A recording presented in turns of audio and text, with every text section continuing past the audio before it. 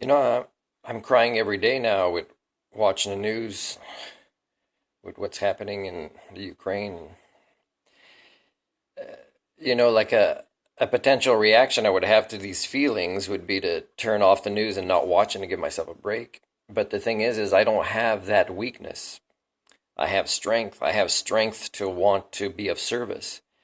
Uh, so then I realize my tears are related to the oppression that I suffer as somebody with my skill sets, being a polymath, being a person that won't compromise their ethics, being somebody who is a critical thinker, who wants to be part of the solution, not the problem, who won't be domesticated, who's a culture repair. I can't earn income in this way in Canada, so I can't send money. But why would somebody with these skill sets send money? That's insane. Somebody with these skill sets should help in other ways. And that's where my tears often get to finalize their understanding. It's that I feel powerless and useless because of the society I live in. So it's not that I don't want to help or I can't help. It's that most societies are stuck in various forms of domestication that makes a resourceful person like me, sit on the sidelines, and it's kind of sad, this kind of oppression. So politicians, when you're on TV now, it's Sunday today. Come on, it's Sunday, the 27th. When you're on TV, talk to the citizens of your countries, like Melanie, for example, in French and English.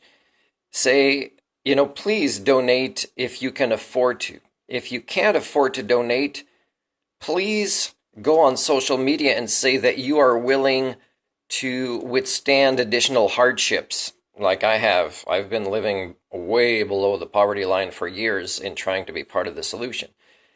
Just ask people to think about it before you do it and they feel controlled or victimized by their own government. Just say, please consider the price of food may go up for the next few months. The price of fuel, you will be asked for certain sacrifices, and we know that you are aware of what's happening, and this is the only ability that you have to help, because unlike Martin, you don't have all these skill sets or whatever way you want to say it. That's just my bitterness talking again in this way, is that I wish I could do more, and it's always like the energy that I have is being used just trying to criticize people, to say, why aren't you letting me doing more? Let me do more. Let me do more.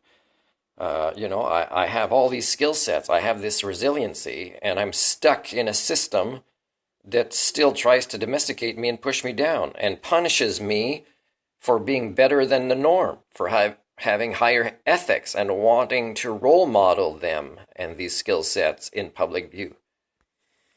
A strategy for all immigration ministries, definitely including in Canada, is to actually suggest things you've never done before. So people can come here and do their paperwork later. If they have relatives in Canada that are of Ukrainian descent, or even not relatives, but you set up a system, or let just the people set up a system and connect together and say if they come here, they can stay with these Ukrainian people that may have lived, a city away but that aren't related, but that share a common patriotic, worldview, in supporting each other in this way, because then you minimize the traumas you'll have to deal with later with these refugees anyways. And then do the paperwork later.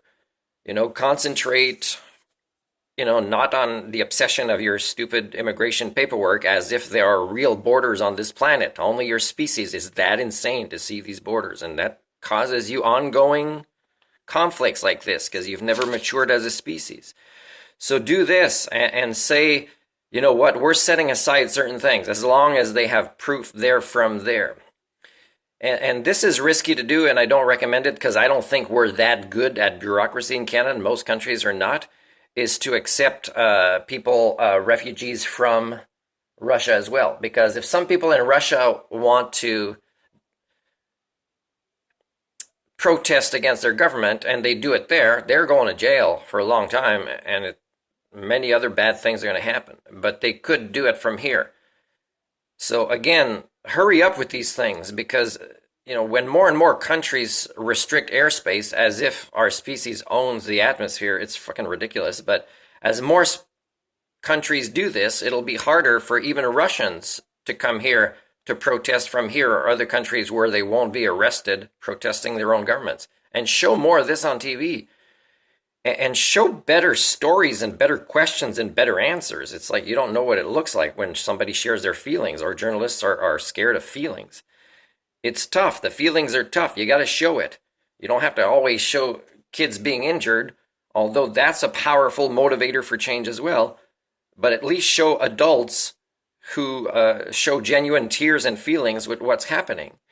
That will help your citizens in your countries understand that the price of fuel is going up because we've made these agreements with other countries to do this. It's mostly a financial assets war, or insecurity of, the People-Primates, who believe all these worldviews that are so caveman-like that they will never even come close to the world of Star Trek, because they're insane up here. And you won't let me help you with that. The risk in saying that this is risky to allow Russians to come here is they would have to be better vetting or research or investigation into who the individuals are. So again, that is risky, because it could, for example, include Russian soldiers who you must realize people that, and if people have a job and they have a family to support, and they, it's easier to go kill somebody in some other country than go against your own entire gigantic government and army. Is a lot of soldiers are feeling bad. You can see some of the soldiers in the Ukraine are feeling bad about what they're doing. They know it's wrong, so they're victims as well.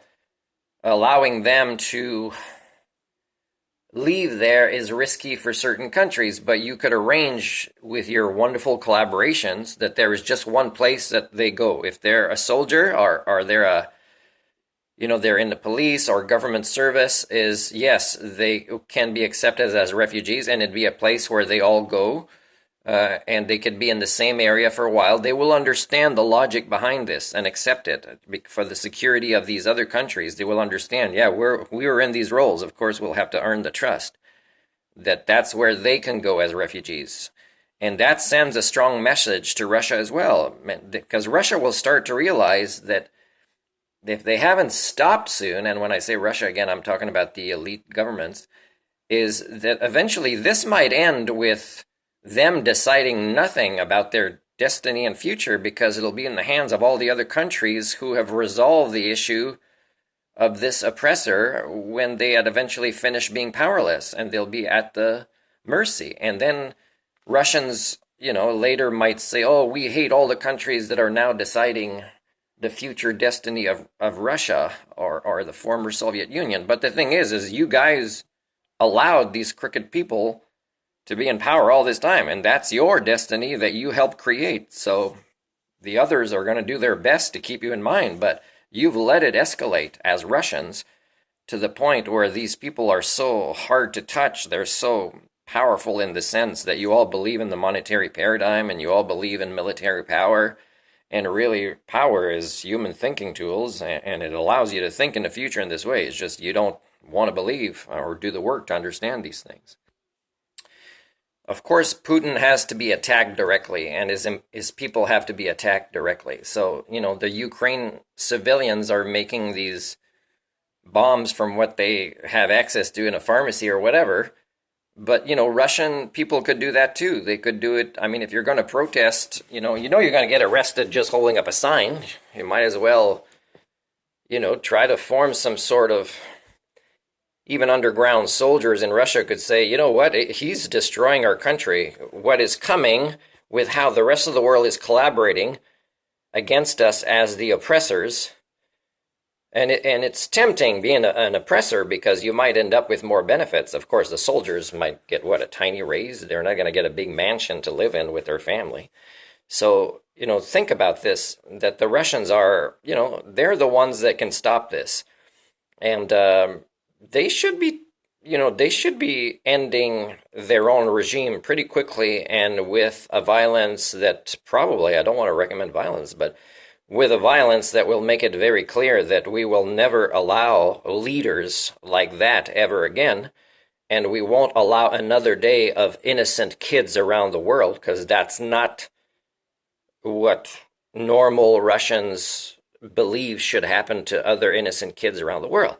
So Russians, if they're really defending something good, which means other parents around the world have a right to keep their kids safe as much as these soldiers do, I think they're smart enough to understand this concept, because otherwise everything in the system will fail, including their own country. So they should take care from the inside as quickly as possible, and it will minimize the long-term negative effects to their entire nation for generations if they take care of the problem of their own corrupted government themselves.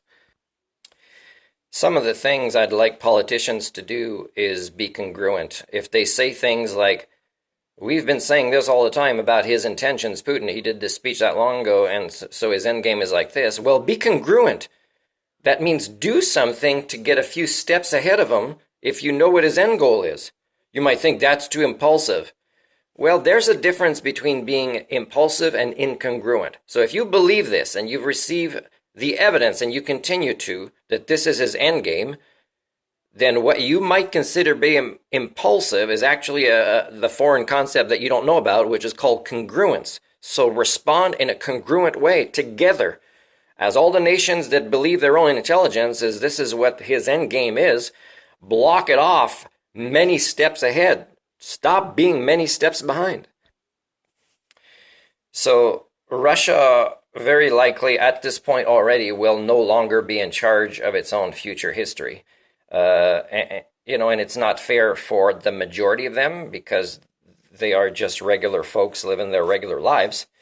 So if the United Nations existed and NATO existed, then you know what NATO should do? They should put sanctions against the United Nations. "Oh, it's never been done. What are you talking about? You don't do that." Well, remember, people, I have human thinking tools. I run on a human operating system. When you see a country like China abstain, or you see, a country like Russia veto its own consequences, well, that's got to be the biggest impunity move in history. So NATO should say, we are no longer acknowledging the authority of the United Nations. So put sanctions against United Nations officials who should be saying, this broken system can't be allowed to enjoy breaking itself with innocence around the world continuing to happen. So NATO and other countries that are members or not, you should say, this is the beginning of the end of the United Nations, which has been corrupted for way too long already.